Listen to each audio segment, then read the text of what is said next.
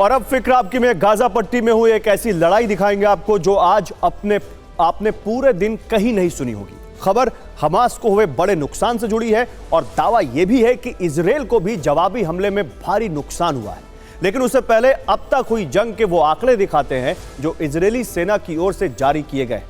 दावा है कि वायुसेना और ग्राउंड फोर्स दोनों ने कुल मिलाकर 38 दिन में गाजा में 4300 स्ट्राइक्स की हैं। हमास के सैकड़ों anti tank missile launch post तबाह किए हैं, 300 टनल शाफ्ट को नष्ट किया है, हमास के 3000 बुनियादी ढांचों को तबाह किया है, इनमें 100 से अधिक विस्फोटक ठिकाने और हमास के सैकड़ों कमांड कंट्रोल सेंटर्स शामिल हैं।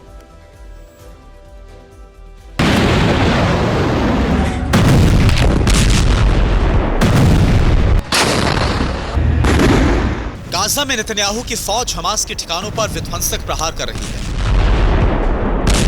जमीन तो जमीन, आसमान से भी हमास के टेरर सेंटर्स पर काल बनकर बरस रही है।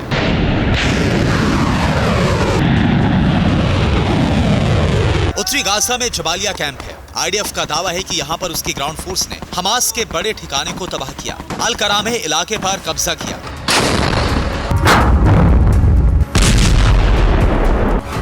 पूरे उत्तरी गाजा में एक्शन की बात करें तो इजरायली सेना की नाहल ब्रिगेड को यहां पर बड़ी कामयाबी मिलने का दावा किया गया है। हमास के 11 पोस्ट पर कब्जे और हमास का कंट्रोल लगभग खत्म करने का दावा किया गया है। हमास के 65% कमांड सेंटर्स, वेपन स्टोर तबाह किए गए। यहां तक कि गाजा पोर्ट पर भी कब्जे का दावा किया है। कहा जा रहा है कि इजरायली नौसेना अब गाजा पोर्ट पर काबिज है। आईडीएफ की 36वीं डिवीजन ने गाजा पोर्ट पर रेड की। यहां पर हमास के कमांड सेंटर होने का दावा था।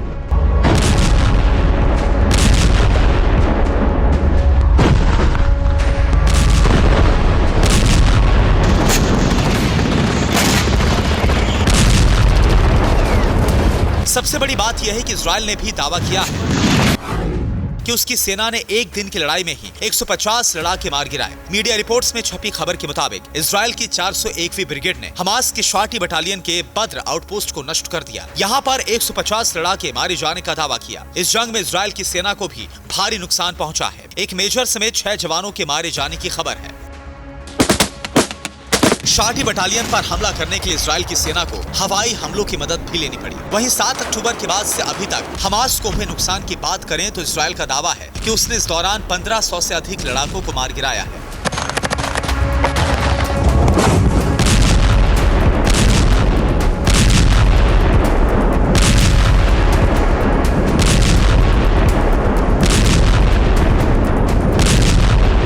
लेकिन क्या वो यहां से अब जंग जीतने के करीब है? तो इसका जवाब फिलहाल नहीं में है, क्योंकि आईडीएफ अभी तक हमास लीडर सिनवार और दाइफ तक नहीं पहुंच पाई है और बिना उन तक पहुंचे ये जंग जीतना इतना आसान भी नहीं है।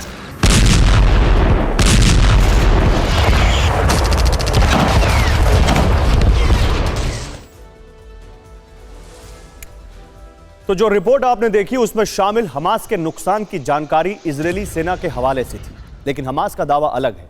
इजरायल के लिए गाजा पट्टी में फतेह के रास्ते कांटों भरे हैं। यह रिपोर्ट भी कम चौंकाने वाली नहीं है, लेकिन उसे बताने से पहले आपको हमास की चुनौतियों से जुड़े 3 बड़े कारण बताते हैं। पहला, हमास के लड़ाके ईरान और उत्तर कोरिया के हथियारों से लैस है। यह खुलासा बस थोड़ी देर में आपके सामने रखेंगे। इजरायल की सेना खुले इलाके में होती है और हमास के लड़ाके छिपकर वार करते हैं। और तीसरा, ग्राउंड फोर्स का सबसे ज्यादा नुकसान टैंकों को हो रहा है। इजरायल की सेना का कहना है कि जमीनी हमले शुरू होने से लेकर अब तक उसके 44 सैनिक मारे गए हैं, लेकिन टैंकों का कितना नुकसान हुआ ये आंकड़े इजरायली फोर्स नहीं दे रही है, मगर इसका खुलासा अल जजीरा ने किया है। ये रिपोर्ट देखिए।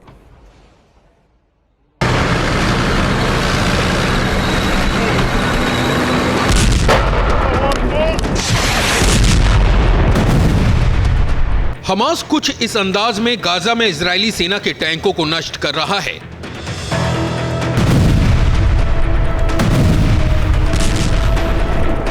वो लगभग हर दिन इजरायल को होने वाले इस नुकसान का वीडियो भी पोस्ट करता है। इजरायल की ओर से उसके इन दावों पर इन 38 दिनों में कभी कुछ नहीं कहा गया। इजरायल ने कभी यह स्वीकार नहीं किया कि उसके कितने टैंक इस तरह के गुरिल्ला हमलों में तबाह हुए।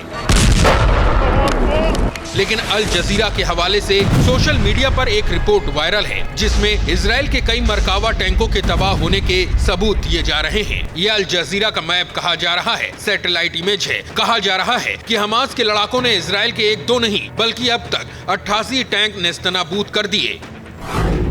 इस रिपोर्ट में 8 नवंबर तक के नुकसान की जानकारी दी गई। दावा किया गया कि 3 नवंबर तक गाजा में जहां इजराइल के 383 टैंक तैनात थे, वहीं 8 नवंबर तक आते आते इनमें से 88 टैंक अचानक से गायब हो गए। यहां गायब होने का मतलब उनके तबाह होने से है। ये टैंक किन हथियारों से निशाना बन रहे हैं, ये खुलासा भी चौंकाने वाला है। लेकिन उससे पहले आईडीएफ का इसी पर आधा कबूलनामा दिखाते हैं। आईडीएफ ने आज एक वीडियो जारी किया और आरोप लगाया कि हमास के लड़ाके बिना यूनिफॉर्म ग्राउंड फोर्स पर हमला कर रहे हैं, आम नागरिक के रूप में गुमराह करने की कोशिश कर रहे हैं। अब ये जिन हथियारों का इस्तेमाल गाजा में कर रहे हैं या फिर 7 अक्टूबर को इजराइल पर हमले में किया था, उस पर द सन की रिपोर्ट देखिए।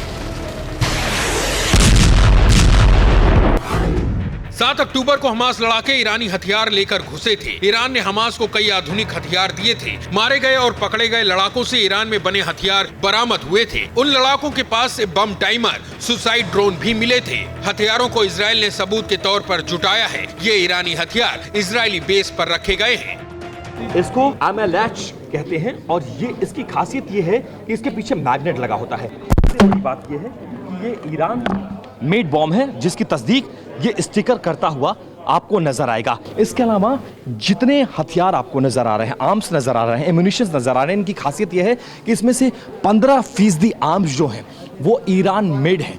ये अपने आप में सबसे चौंकाने वाला खुलासा इस वक्त जो डिफेंस फोर्सेस हैं उन्होंने किया है। साफ है कि इजराइल अगर ये दावा कर रहा है कि वो गाजा की जंग आसानी से जीत लेगा, तो फिलहाल ऐसा होता नहीं दिख रहा है, क्योंकि हमास ये लड़ाई अकेले नहीं लड़ रहा है। उसे ईरान का सैन्य समर्थन हासिल है और इसके दम पर वो वॉर गेम बदल देने का दावा कर रहा है।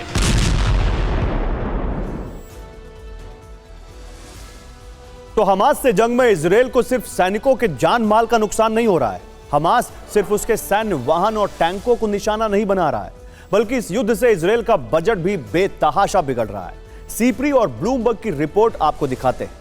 इजराइल को युद्ध की वजह से अब तक $8 बिलियन का आर्थिक नुकसान हो चुका है, ये सीप्री और ब्लूमबर्ग कहते हैं। वो हर दिन $260 मिलियन का खर्च उठा रहा है। इस साल बजट का घाटा आर्थिक उत्पादन का 4% पहुंच गया।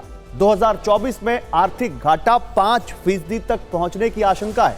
2022 में इजराइल ने सेना पर $23.4 बिलियन खर्च किए।